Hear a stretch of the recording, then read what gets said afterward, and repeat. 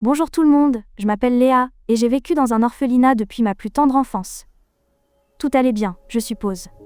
Les sœurs étaient gentilles avec moi, mais comment cela pourrait-il se comparer à avoir une vraie famille? J'ai toujours ressenti de l'amertume d'avoir été abandonnée, et je le montrais par mon attitude boudeuse et mon apparence négligée. Même si j'avais un tempérament capricieux, j'ai quand même réussi à me faire quelques amis. Mais l'un après l'autre, je les ai vus être adoptés par des familles, tandis que moi je suis restée bloquée ici. Il y avait une fille nommée Chloé. Nous étions les deux seuls à être restés ici jusqu'à l'adolescence. Comme nous avions le même âge, les sœurs essayaient de nous pousser à devenir amies. Était bien, mais nous n'avons jamais vraiment été proches. Elle ne pensait qu'à des choses insensées. À ses parents qui l'aimaient et qui viendraient un jour la secourir. Elle tenait précieusement un bracelet avec un pendentif en forme de fleur, que ses parents lui auraient laissé. Quand le bracelet est devenu trop petit, elle a même demandé aux sœurs de le transformer en collier. Chloé a toujours été gentille avec moi, mais je trouvais son air affecté et mielleuse insupportable. Si les sœurs avaient besoin d'aide, elle était toujours la première à courir.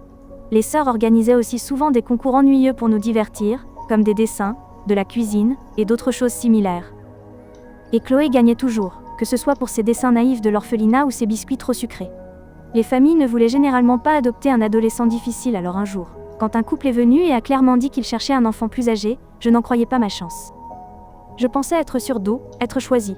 Mais ils sont aussi allés parler à Chloé. Ils sont restés dîner, et la petite Chloé n'arrêtait pas de les flatter. Cela m'a mise tellement en colère, que j'ai renversé mon bol de soupe à la tomate, et les regardé éclabousser la chemise blanche de Chloé. Ensuite, j'ai fait le visage le plus inquiet possible, et j'ai dit « Oh !» Une semaine plus tard, ce couple est revenu, mais pas pour moi. Ils avaient choisi Chloé. J était folle de rage. Comment pouvait-il choisir cette fille tellement mielleuse au lieu de moi? Avant de partir, Chloé m'a même serré dans ses bras et m'a dit des banalités comme « Tu vas me manquer » et « Je sais que quelqu'un t'adoptera bientôt ». À mes yeux, elle m'avait volé ma famille, et en faisant cela, elle avait ruiné ma vie. Alors pendant qu'elle descendait dire au revoir au petit, j'ai utilisé des ciseaux pour couper une des bretelles du sac à dos qu'elle avait préparé sur son lit. Mais cela n'a pas semblé la déranger beaucoup. De toute façon, elle était déjà trop heureuse avec sa nouvelle famille. Pendant ce temps, je suis devenue la seule adolescente coincée ici. Finalement, à Alti, âge de 15 ans, une famille parfaite m'a adoptée. Ils vivaient dans un quartier résidentiel huppé, dans une grande maison presque aussi vaste que l'orphelinat. Ils étaient incroyablement gentils avec moi. Était merveilleux de ressentir enfin le sentiment d'avoir une vraie famille. Il s'est avéré que mes parents adoptifs avaient eu une fille née la même année que moi, mais la petite avait disparu à Lille, âge de 3 ans. Cette histoire était trop douloureuse pour eux, et ils ont mis beaucoup de temps avant de décider d'adopter. Ayant vécu le choc de la perte de leur enfant, ils voulaient adopter un enfant de mon âge pour ne pas avoir à craindre que cela se reproduise. J'ai commencé l'école dans un nouvel établissement, et au début, mes amis me regardaient comme si j'étais bizarre. J'ai eu beaucoup de mal à m'intégrer.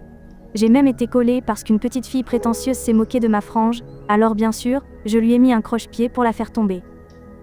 Mais vous ne croirez jamais qui j'ai revu. Était Chloé. Elle était aussi dans cette école. Et elle était très gentille avec moi. Elle m'a permis de traîner avec ses amis, et je m'entendais bien mieux avec elle que lorsque nous étions à l'orphelinat. Nous avons discuté et nous sommes tenus au courant de nos vies respectives. Il s'est avéré que la vie de Chloé n'était pas aussi parfaite que je l'imaginais. Son père adoptif venait de perdre son emploi et ils avaient des difficultés financières. Il venait aussi d'avoir un petit garçon, et elle devait le garder tout le temps. J'avais peut-être dû rester plus longtemps à l'orphelinat, mais clairement ma famille adoptive était bien meilleure. Cette fois j'avais enfin gagné. J'avais une famille formidable et de très bons amis. Pour la première fois de ma vie, la nouvelle vie était vraiment belle. Quelques années se sont écoulées ainsi. Je me sentais enfin comme une adolescente normale, avec une famille et des amis normaux. Puis, une nuit, je me suis réveillée au milieu de la nuit pour aller aux toilettes, et j'ai vu ma mère assise seule sur le balcon, buvant un verre, et regardant une vieille boîte d'affaires. Il s'est avéré que ce jour-là était l'anniversaire de leur fille disparue. Ma mère m'a montré une photo d'une petite fille d'environ 2 ans, et sur l'une des photos, la petite fille portait un bracelet avec un pendentif en forme de fleur. Il ressemblait beaucoup au bracelet transformé en collier, que Chloé portait toujours. Ce était sûrement qu'une coïncidence, n'est-ce pas? Après avoir parlé à ma mère, je suis retournée me coucher mais je suis restée là, fixant le plafond. Plus j'y pensais, plus les détails et le timing s'emboîtaient d'une manière effrayante. Oh mon Dieu, Chloé ne serait-elle pas la fille perdue de mes parents adoptifs? Sur une photo que ma mère m'a montrée, j'ai également remarqué que leur fille avait une tache de naissance en forme de losange sur le bras droit. Cette nuit-là, je n'ai pas pu dormir. Je devais vérifier si Chloé avait cette tache de naissance avant de dire quoi que ce soit à mes parents adoptifs. Ironie du sort, le lendemain il faisait une pluie battante et un froid glacial, alors bien sûr, Chloé portait de nombreuses couches de vêtements. Je devais trouver un plan pour voir si la petite avait cette tache de naissance ou non. Je suis restée collée à elle toute la journée, touchant son pull et le complimentant sans arrêt. Ensuite, je lui ai demandé de me le prêter pour l'essayer un instant parce que je voulais en acheter un identique. Elle a hésité un peu parce qu'il faisait froid, mais j'ai insisté jusqu'à ce qu'elle cède, et nous sommes allés aux toilettes. Pendant qu'elle se changeait, j'ai dû monter sur les toilettes de la cabine voisine pour jeter un coup de œil. Et devinez quoi? La petite Chloé avait la même tache de naissance en forme de losange sur le bras droit. Que dois-je faire maintenant? J'ai une vie parfaite avec mes parents adoptifs, et pour la première fois je n'ai pas à me sentir inférieure à Chloé.